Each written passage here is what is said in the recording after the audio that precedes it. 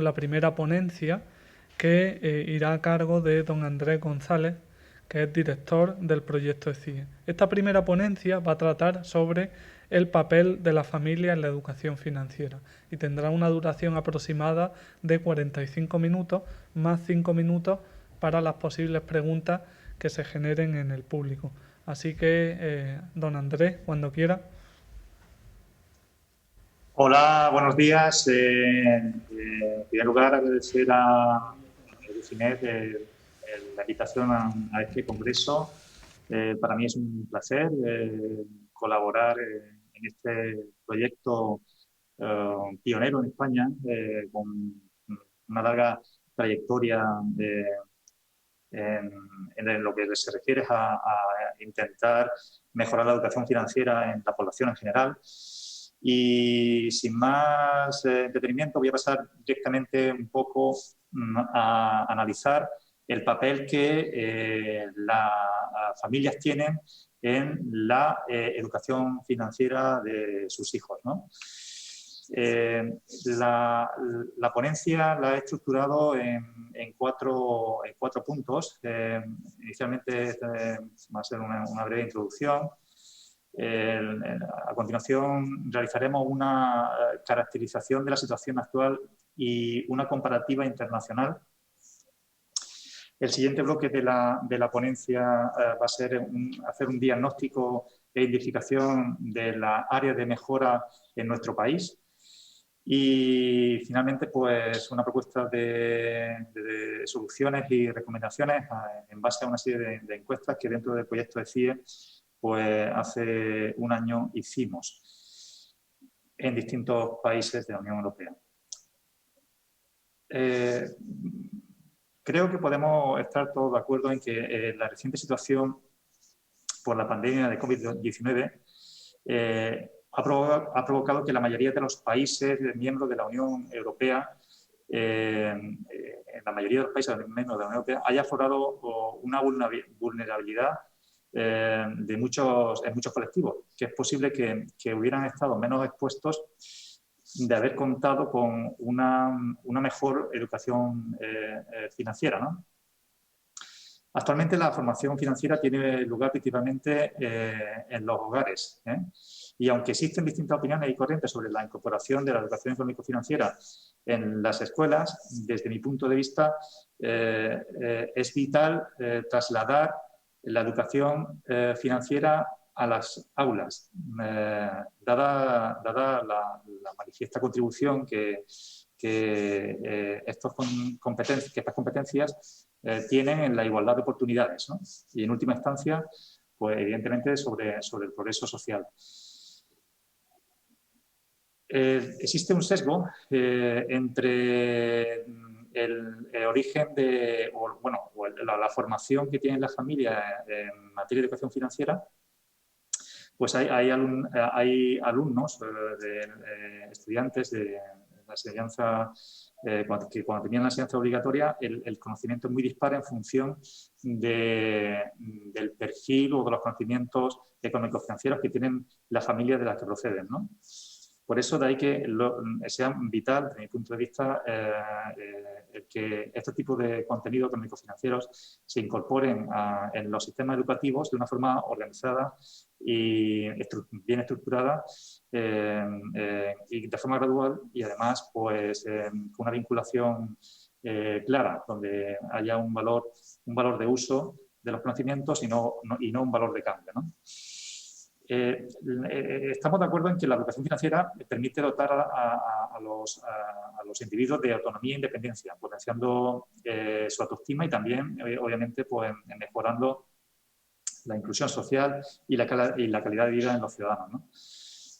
La formación económico-financiera debe ser una herramienta básica para el progreso y el crecimiento inclusivo y económico de los países, tanto a nivel individual como empresarial, ¿no?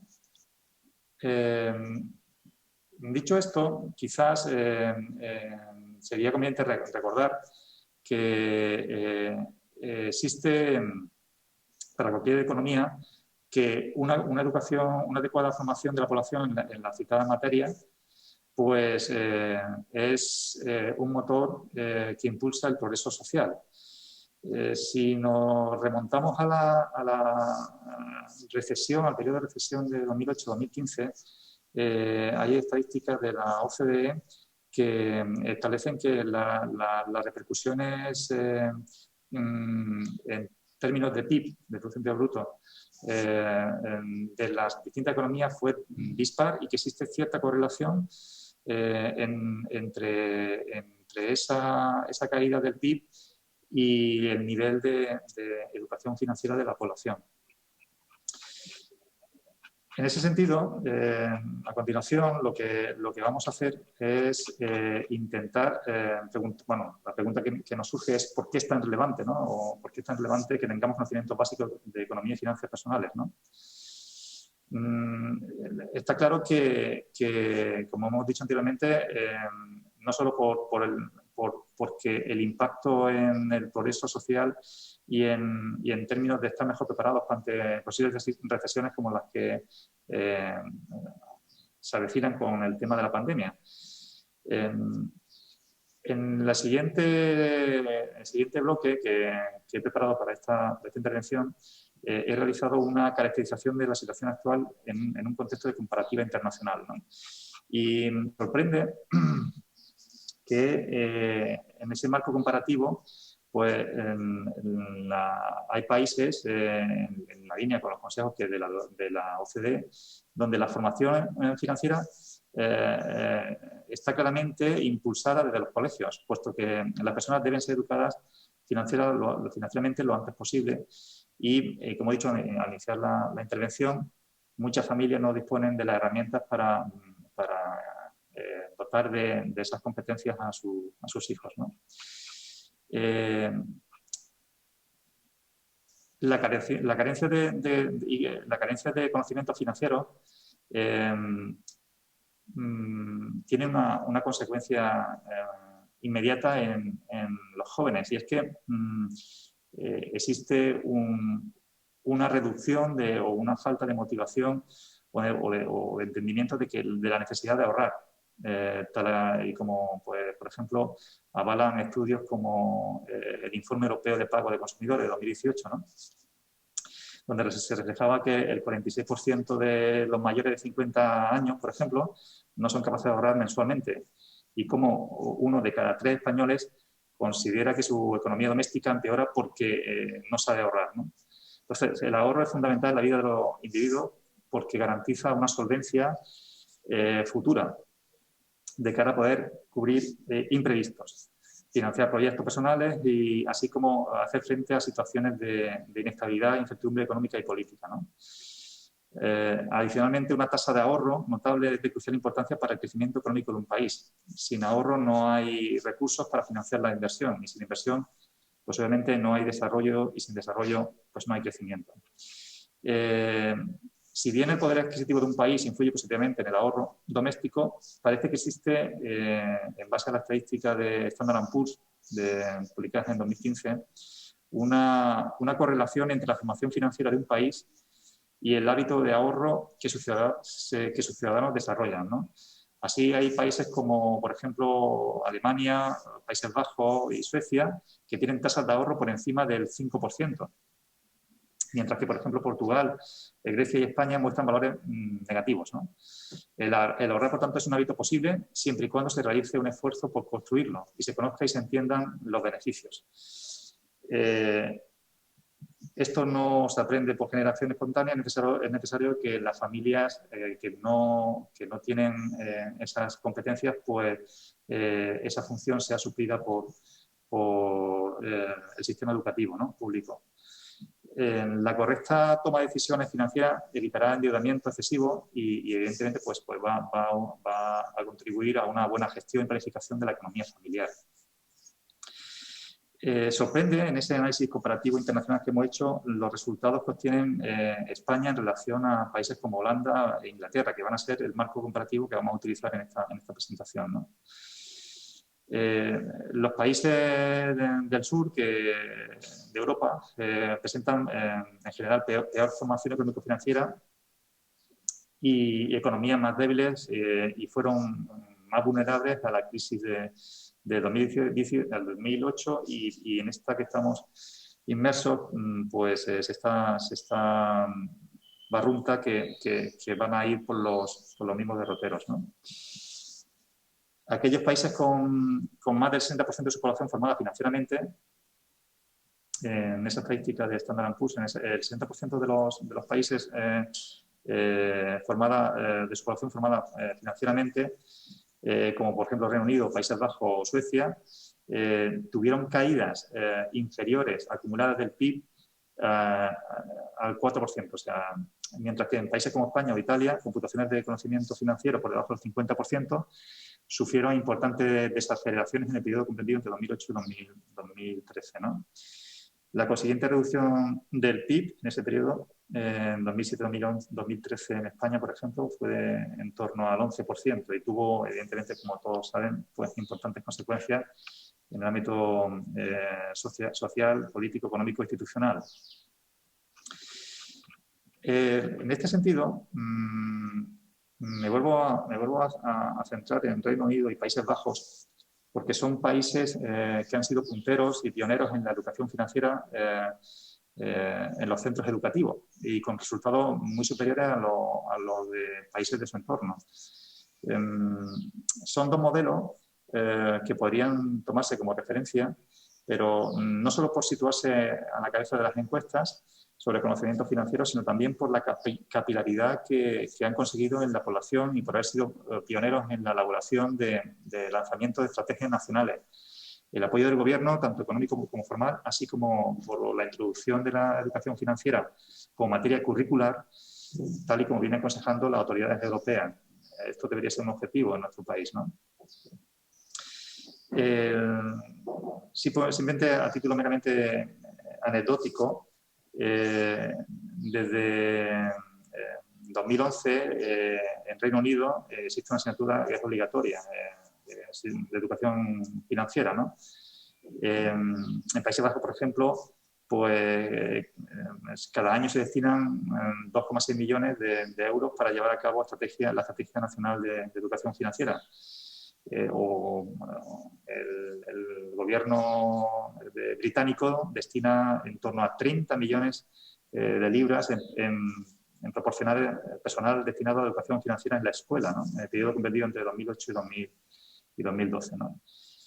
Esto denota la sensibilidad y la importancia que desde las más altas instancias legislativas y de decisiones políticas pues tiene para el país como recurso estratégico el formar a la población en temas económicos financieros, ¿no?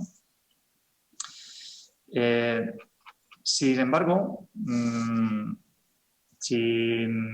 ese análisis comparativo que estamos haciendo con Reino Unido y con Países Bajos, España, por ejemplo, pese a que integró en 2014 la educación económico-financiera en el currículum escolar, todavía queda mucho camino por recorrer para afianzar esos contenidos económicos financieros. Prácticamente hemos realizado un análisis por comunidades en base a las encuestas del Banco de España y he visto básicamente que casi todas las comunidades autónomas en España presentan niveles muy similares de conocimiento financiero. En base a los datos que arrojaban esa encuesta de competencias financieras realizada por el Banco de España en 2016, ¿no? Y es que la inclusión de los contenidos financieros en el currículum escolar lleva poco tiempo, pero como digo, hay poca variedad en cuanto a resultados entre comunidades autónomas, ¿no?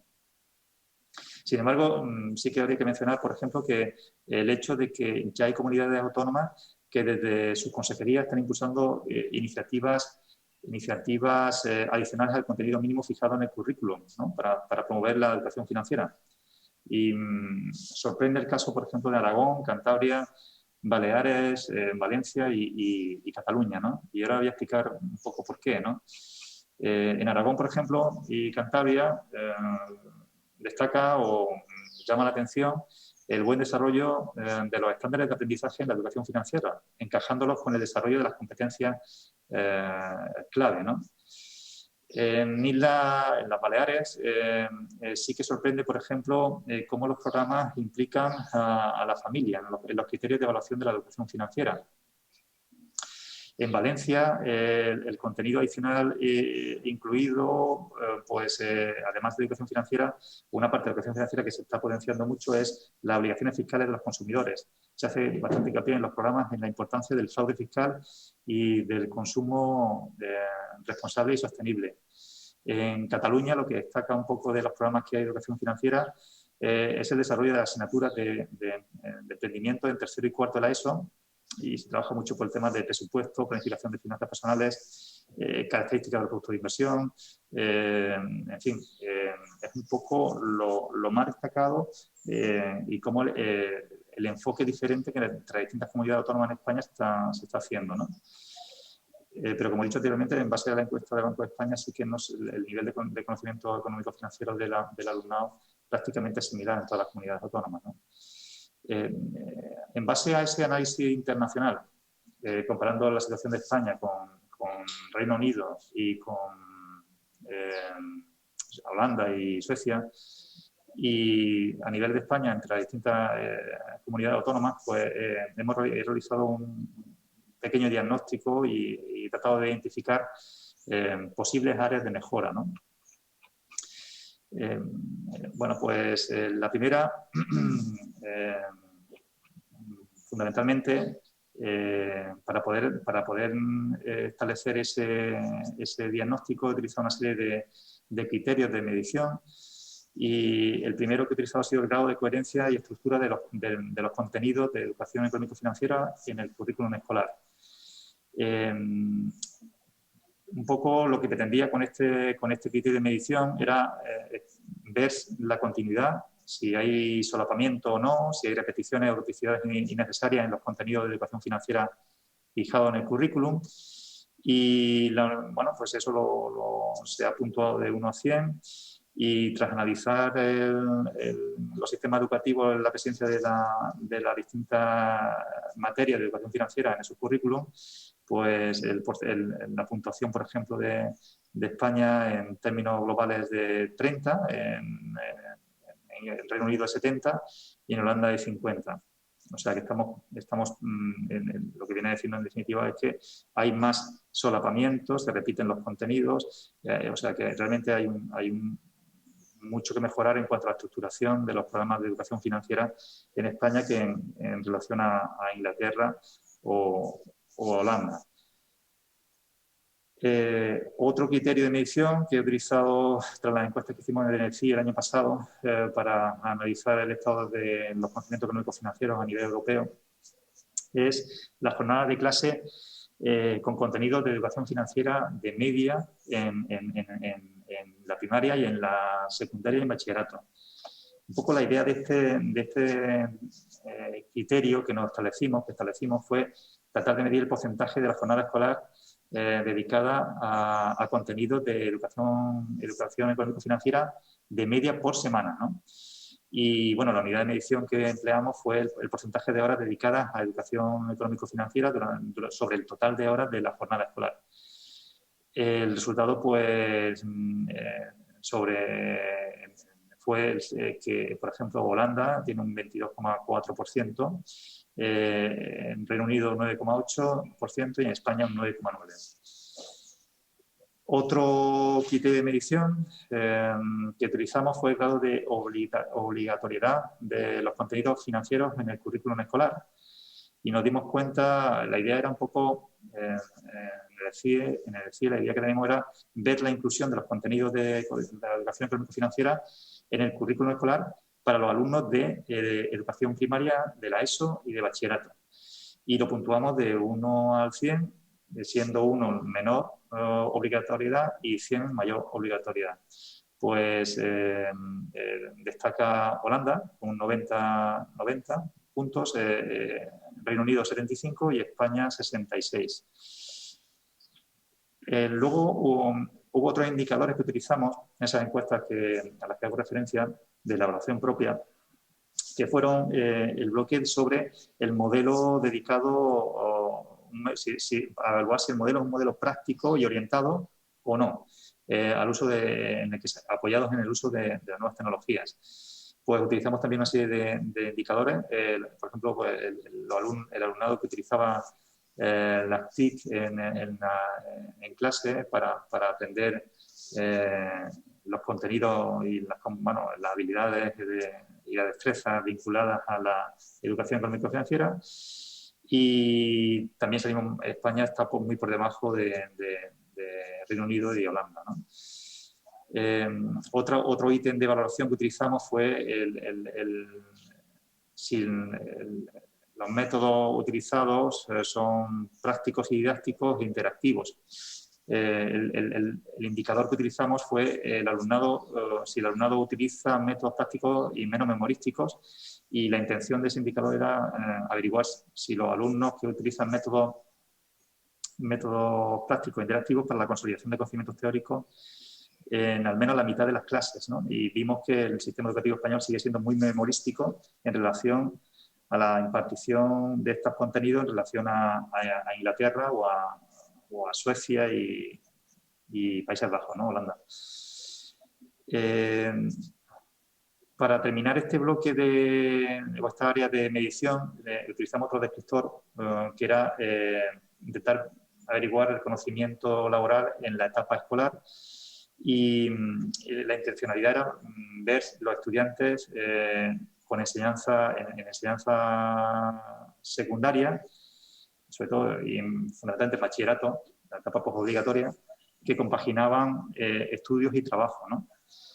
Y el indicador el indicador de logro, de medición, era el porcentaje de estudiantes de 16 a 24 años con estudios de ESO o bachillerato que combinaban estudios y trabajo, y la fuente en este caso que utilizamos fue la OCDE, ¿no?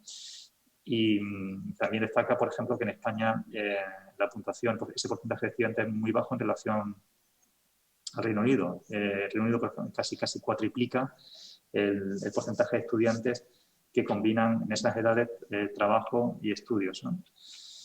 El último bloque de guardia de medición de esas encuestas que realizamos, como digo, el año pasado en el marco del proyecto de CIE, era un poco centrarnos en el profesorado, ¿no? Y el criterio de medición que utilizamos fueron fundamentalmente tres. El primero era si los profesores habían sido alguna vez evaluados en su vida académica y en su vida profesional, mejor dicho, y sobre todo si habían tenido alguna evaluación de los conocimientos que tenían en específico de materia económico-financiera. Pues la unidad de medición es el porcentaje de total de profesores de primer ciclo de secundaria encuestados, y la fuente que utilizamos en este caso, por la dificultad que entrañaba esta medición, fueron fuentes estadísticas de la OCDE, ¿no?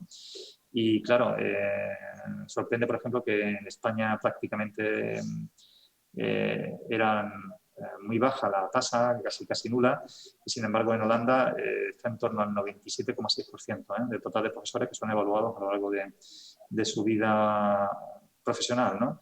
Y obviamente en temas económico-financieros pues podemos extrapolar los resultados generales a ese contexto, ¿no? También medimos si había profesores que habían realizado cursos de formación, y bueno, pues en temas de económicos financieros. España está también por debajo de Reino Unido y de Holanda en ese sentido, y también se habían incentivos, ¿no? Algún tipo de apoyo al profesorado que quería formarse en esta área, y en España prácticamente no existe incentivo en relación a Reino Unido y Países Bajos, ¿no? Con todo, lo que sorprende o la experiencia que tenemos con nuestros socios ingleses es que el Reino Unido presenta un currículum muy coherente y bien articulado, mientras que la estructura del español pues realmente no ayuda a adquirir los conocimientos de educación económico-financiera de forma gradual. Aparentemente, el currículum de Reino Unido aparenta ser el que mejor trabaja los contenidos de forma progresiva, partiendo de conocimientos o de aprendizaje muy básicos del dinero y la economía en educación primaria y abarcando después pues, cuestiones vinculadas a la gestión de empresas. En educación secundaria, en Inglaterra,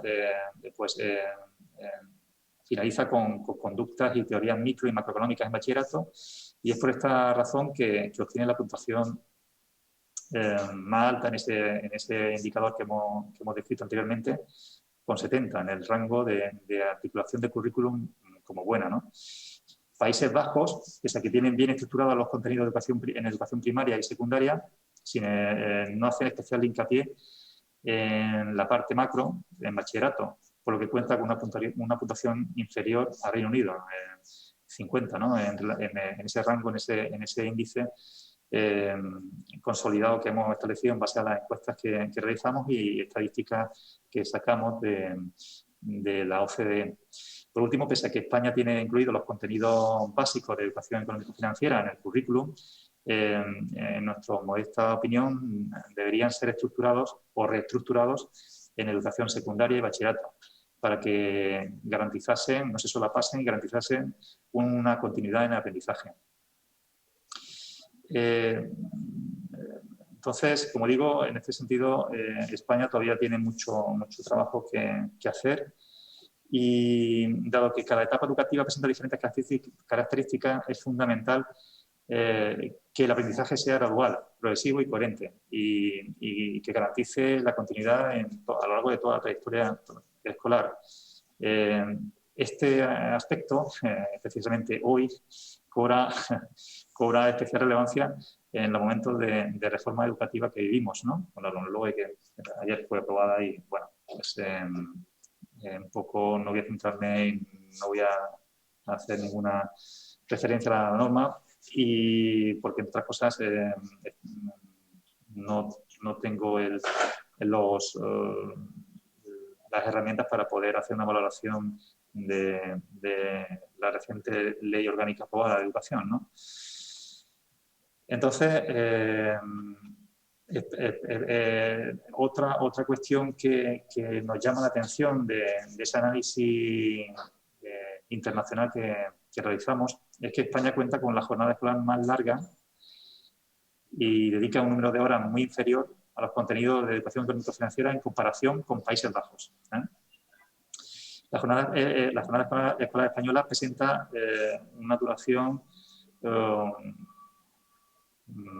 suficientemente larga como para que estos conocimientos, que son recursos estratégicos a nivel macroeconómico, por el impacto que tienen en el ahorro nacional y en el progreso social, como inicialmente en la introducción comentamos, pues están muy bajo en términos comparativos con Holanda, mientras que España, por ejemplo, da 2,8 horas semanales de media de asignaturas con contenidos financieros, 2,8 horas semanales con contenidos financieros en la ESO, ¿no? Un 9,9% de la jornada escolar, suponiendo que un alumno curse todas las asignaturas de educación económico-financiera, ¿no? Países Bajos da 6 horas a la semana. O sea que España da cerca de un 30% de jornada escolar menos que Holanda, ¿no? También conviene destacar que el indicador que antes hemos comentado de analizar el contenido teórico del currículum escolar en España, España es el país que más horas dedica a la jornada escolar y sin embargo, pues, como hemos dicho, pues eso no se traduce en mejoras, ¿no? En función de los resultados que tiene el alumnado en las pruebas PISA cuando se han realizado. Otra cuestión es que el análisis del contenido teórico del currículum escolar español, pues el grado de... una cosa que me ha llamado la atención es que en España están presentes esas asignaturas, pero existe un sesgo con respecto a otros países porque en la mayoría de los casos, salvo la economía de primer bachillerato, en en la ESO estas asignaturas son optativas, no son obligatorias. Entonces, el grado de opcionalidad que se le da a las asignaturas de educación financiera, deja fuera en España a mucho alumnado que sigue sin tener estas competencias básicas, porque eligen un itinerario diferente al que se imparte, que normalmente es el itinerario de sociales. Entonces, todos los estudiantes que hacen itinerario o la modalidad de ciencias y tecnología, pues quedan excluidos de esta necesaria formación, ¿no? Sin embargo, en Reino Unido es obligatorio, hay asignaturas obligatorias y todos tienen al menos la obligatoriedad en algún momento de su vida de estudiar esos contenidos de forma obligatoria, ¿no? También, como conclusión del indicador relacionado con el uso de las TIC, conviene resaltar que, pese a que en España el uso de las nuevas tecnologías está cada vez más extendido, todavía queda recorrido para que la educación adquiera un sentido mucho más práctico, digital y, sobre todo, que suponga un cambio de metodología.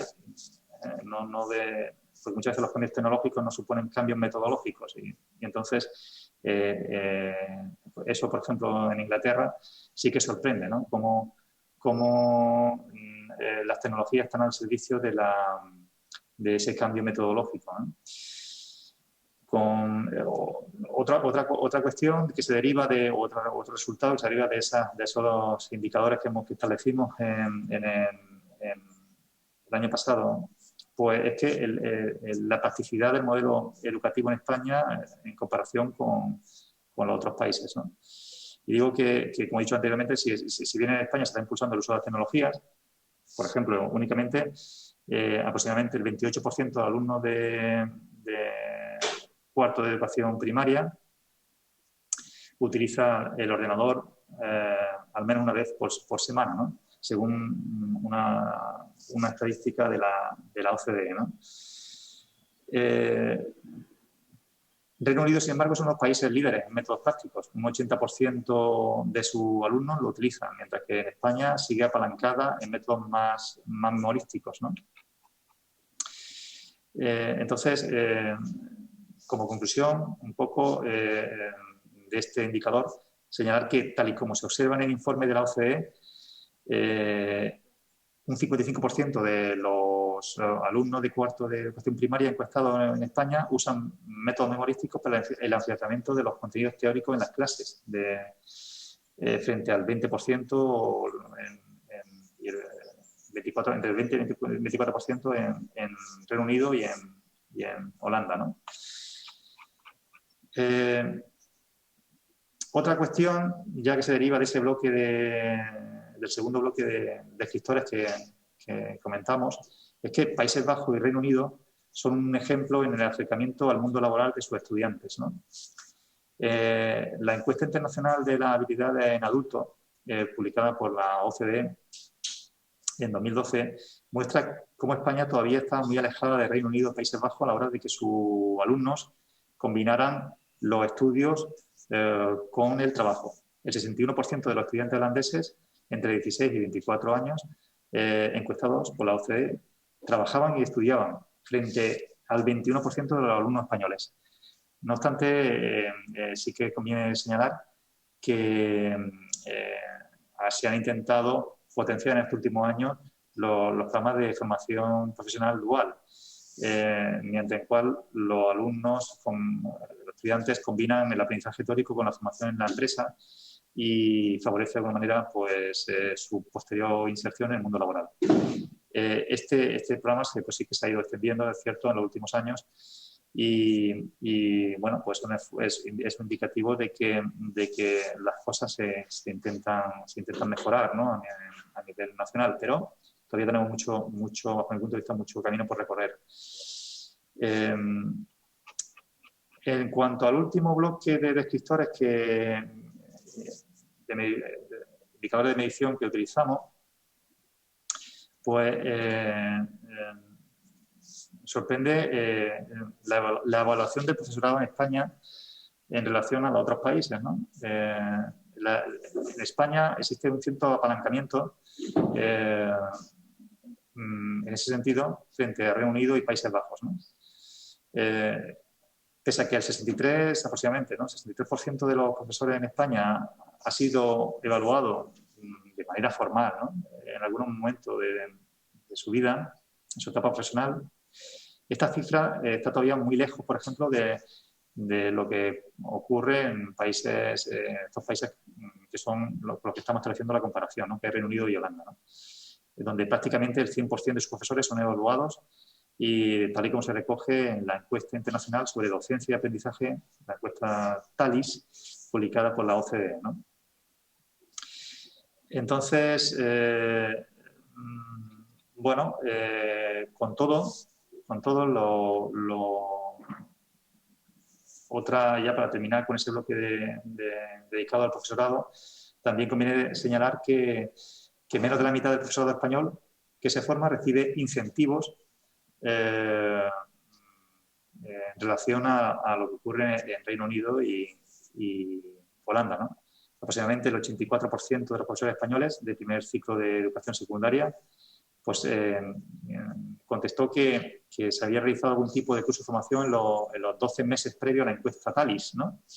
Frente al 91,7% y a un 93,2% de los británicos y irlandeses, respectivamente. Esto, bueno, pues una pregunta que se nos hace, ¿por qué ese porcentaje es inferior en España que en estos países? Pues fundamentalmente, precisamente por esa falta de incentivos, ¿no? En cualquier caso, y como consecuencia de esa panorámica que acabo de hacer en base a la área de medición y los indicadores de medición que diseñamos, sí que modestamente hicimos un trabajo de tratar de hacer una serie de recomendaciones basadas en áreas de mejora detectadas en base a ese análisis que habíamos realizado, ¿no? Y en relación al contenido teórico del currículum escolar, pues nosotros desde el EFIE planteamos una serie de recomendaciones. La primera es que hubiera mayor continuidad y sobre todo mayor coherencia de los contenidos económico-financieros en el currículum, ¿no? La segunda recomendación, pues que hubiera una dedicación adecuada y eficiente a los contenidos de la educación económico-financiera. La tercera recomendación en este bloque, pues que hubiera una mayor involucración de expertos en la definición del currículum. Muchas veces el problema radica en qué quitar, ¿no? Porque cuando incorporan nuevos contenidos y tiene la restricción del horario de atención al alumnado, es qué contenidos quitas o qué materias tienes que dejar de impartir. Entonces, existen lobbies entre comillas, que, claro, anteponen los intereses corporativistas en relación a los intereses de la comunidad, ¿no? Y es complicado incluir nuevas necesidades educativas, ¿no? Porque existe una resistencia frontal de muchos colectivos, ¿no? De muchas especialidades del marco del profesorado, ¿no? Y claro, eso provoca que haya esa falta muchas veces de continuidad y también de coherencia, ¿no? En los currículums. Sería necesario, como cuarta recomendación que hacemos, extender el contenido a todos los alumnos, ¿eh? No solo que no fuera... es cierto que se han incorporado en España asignaturas con contenido económico-financiero desde cuarto de la ESO, pero también es cierto que se ha introducido de forma optativa. Entonces, hay mucho alumnado optativa y además sesgada por modalidad, con lo cual hay mucho alumnado que pese a que existen esas asignaturas, jamás tendrán esa formación.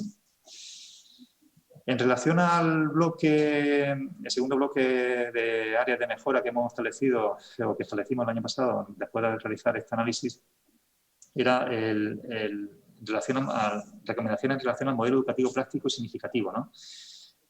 La quinta recomendación que desde CIE hacíamos era que se incorporaran métodos más didácticos e interactivos para impartir la educación económico-financiera,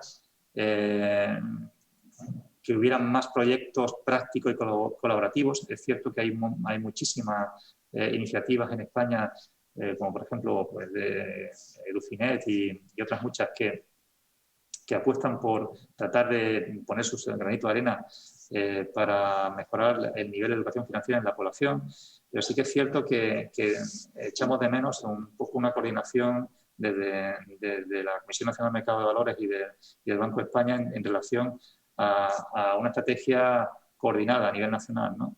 Yo creo que sería muy conveniente un replanteamiento de esa estrategia nacional. Es necesario proyectos prácticos y colaborativos, como digo, e incorporar experiencias en el mundo laboral, ¿no? También necesita, en el bloque relacionado con el profesorado, desde el ECIE, como conclusión de ese análisis comparativo internacional, entendemos que debe haber un feedback para fomentar el desarrollo y la mejora continua de los docentes. También debe haber una formación orientada a los contenidos del currículum de la materia de educación económica y financiera. Y la última recomendación en este sentido pues sería incentivar la formación continua de los docentes, ¿no? Algunas soluciones que proponemos desde el marco del ECIE, pues como he dicho, continuidad y coherencia de los contenidos en el currículum, pues, por ejemplo, en educación primaria se debe incluir conocimientos básicos asociados a la gestión del dinero, a la economía del hogar. En educación secundaria incorporar de manera rural contenido asociado a la economía doméstica y empresarial, por ejemplo, el presupuesto, cuenta de resultados, nóminas, contratos, impuestos. En bachillerato, afianzar los conocimientos de administración y dirección de empresas, introducir conceptos de teoría de la economía, por ejemplo, a nivel micro y macro.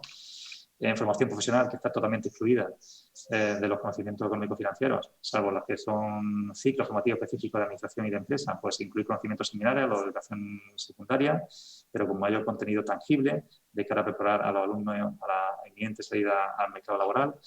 En relación a la segunda recomendación que hacemos desde el CIE, pues nosotros revisaríamos los contenidos de asignaturas duplicadas, como pudiera ser el ejemplo de economía de cuarto de la ESO y economía de la empresa de primer y segundo bachillerato. Existe un solapamiento y una repetición de los contenidos y no siempre con mayor profundidad, sino que debería haber una mayor estructuración y coherencia en ese planteamiento.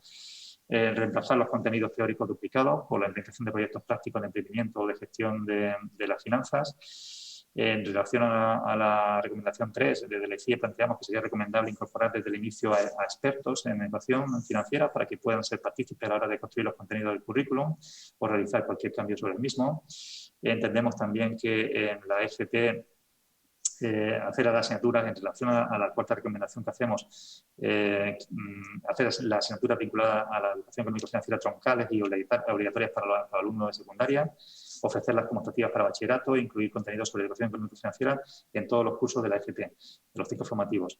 En cuanto a los contenidos que recomendamos, pues pensamos que en educación secundaria debe haber contenido asociado a la economía doméstica y empresarial, así como la administración y gestión de empresas. En bachillerato, conocimientos de administración y dirección junto con conceptos y teoría de economía.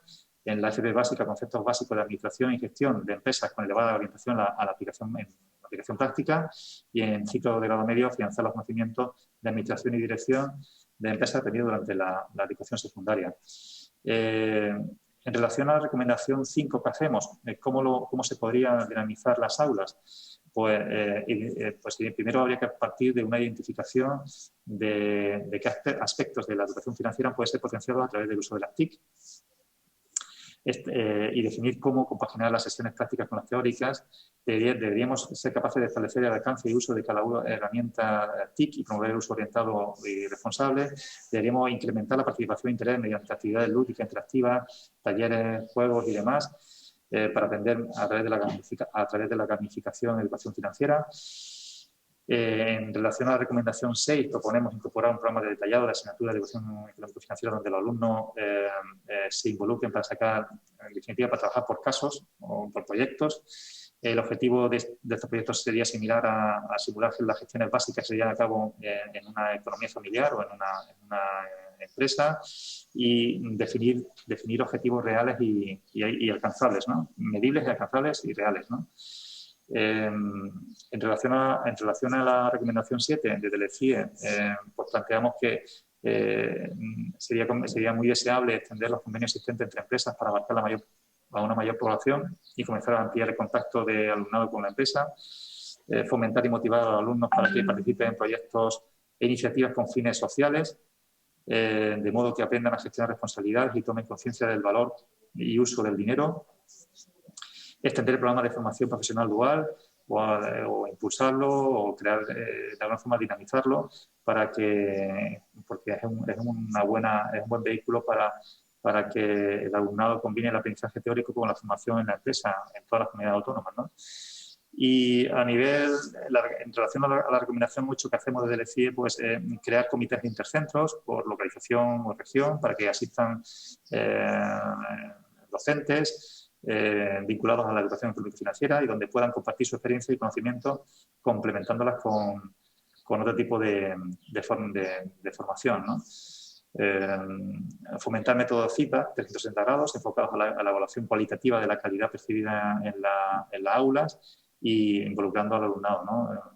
En definitiva, también sería conveniente un modelo donde se incentive y se diferencie pues el esfuerzo, el rendimiento de los profesionales que se dedican a esto, porque las familias, como hemos dicho inicialmente, pues muchas no disponen de las herramientas ni las competencias para poder transmitir esas ideas necesarias para la gestión eficaz de una economía familiar en el ámbito de las finanzas personales.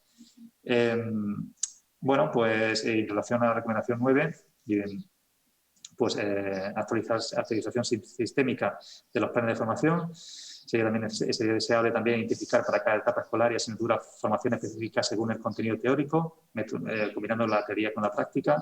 Actualizar los contenidos también un poco de la formación, revisar la formación del profesorado y, bueno, incorporar el contenido de educación económico-financiera en los planes de estudio de la FP, ¿no? De los ciclos formativos. Y no solo en la familia de administración y empresa. En cuanto a la recomendación 10, desde el ECIE, como conclusiones o propuestas de mejora, pues sería conveniente y deseable definir un modelo de incentivos, o ya sea, no tienen por qué ser monetarios, a nivel de centro educativo, ¿no?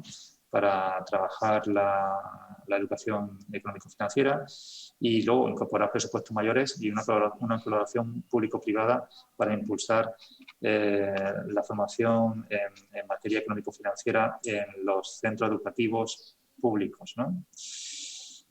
En definitiva, y para terminar, y como a modo de un poco de conclusión, lo que vamos diciendo, de lo que hemos disertado en esta presentación,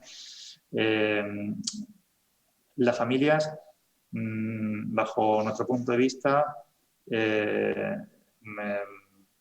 influyen en el nivel de contenido o conocimiento económico-financiero que tienen sus hijos, ¿no? Las familias mejor preparadas en estas cuestiones son también las que más fácil o mejores herramientas dotan a sus hijos para comprender y gestionar sus finanzas personales. Por eso existe esa brecha y es necesario que ese papel sea sustituido o sea suplido por el sistema educativo público, ¿no? Entonces, como principales conclusiones del ECIE, pensamos que los organismos de instituciones internacionales deben seguir tratando de recalcar la importancia de inculcar educación financiera en las aulas, ¿no? Y desde edades muy tempranas. En los países con mejor formación económico-financiera, como hemos visto, como son Reino Unido Holanda, tuvieron repercusiones más leves en la última crisis, con caída acumulada del PIB inferiores al 4%. Es necesario, por otro lado, como otra conclusión, pues comentar la cultura del ahorro, el uso responsable de productos financieros y la planificación económica es esencial para que las futuras generaciones sepan gestionar la economía, tanto personal y sobre todo, pues, bueno, pues, familiar, ¿no? Si bien en España se ha puesto especial foco a los contenidos teóricos, pensamos que se debe reforzar la aplicabilidad de los contenidos mediante proyectos prácticos y el acercamiento al mundo laboral. Según la UNESCO, el éxito de la educación requiere compaginar teoría con habilidades prácticas que potencien el desarrollo personal y social.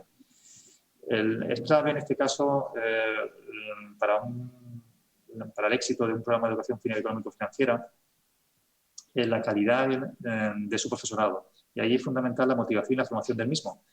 Es un factor clave para garantizar que los conocimientos se asienten en la población estudiantil.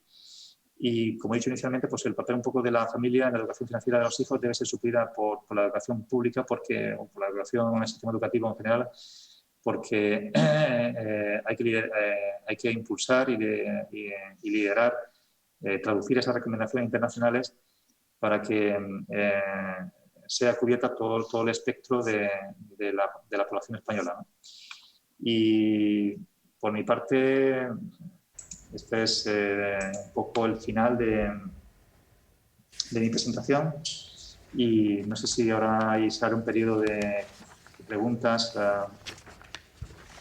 sobre cuestiones.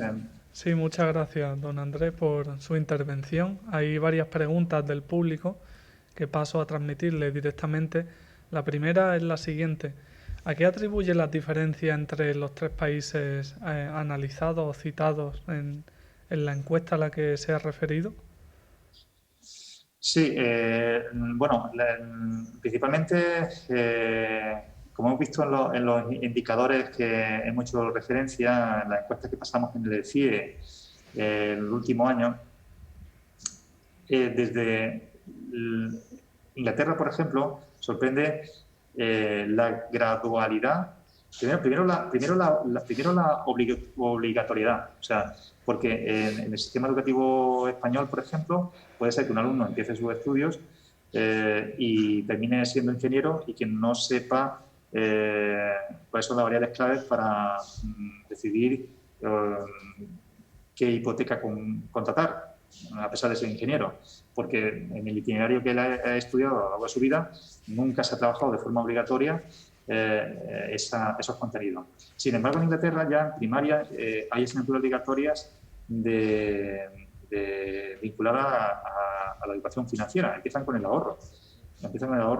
Hay asignaturas con 8 años donde los niños, de forma obligatoria, se les enseñan cuestiones vinculadas al ahorro y a la planificación, al presupuesto fundamentalmente. Entonces, primero digo la obligatoriedad. Segundo, la coherencia en los planteamientos.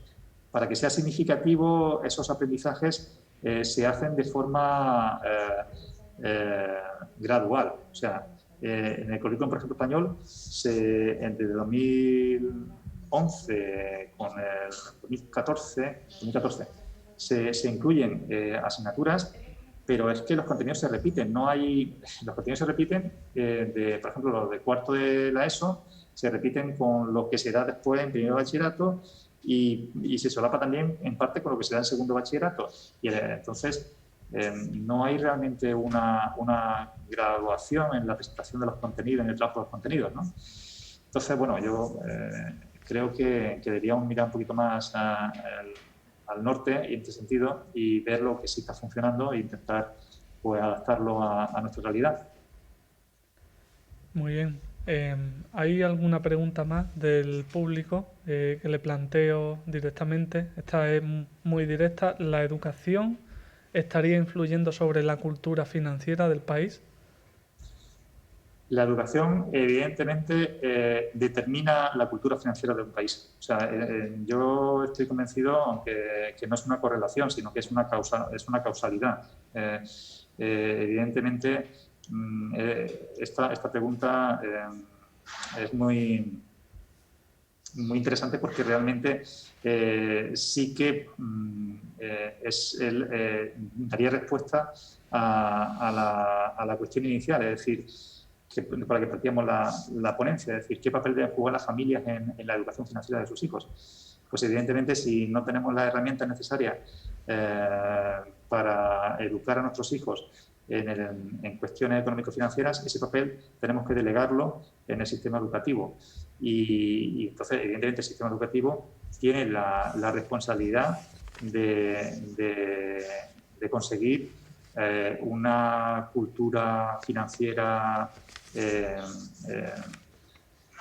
buena para que evitar efectos tan poco deseables como el sobreendeudamiento familiar o la falta de planificación del ahorro, ahora que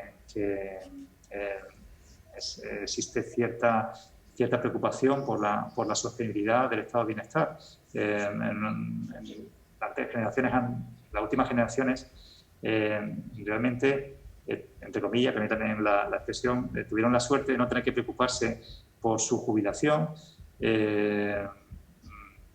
Evidentemente, todo apunta a que las nuevas generaciones el Estado no les va a resolver ese problema y tienen que entender que el valor del dinero en el tiempo, tienen que entender que es necesaria una planificación para poder llegar a la jubilación con una mínima garantía de mantener el estado de bienestar que se ha tenido durante el periodo de vida laboral activo, ¿no?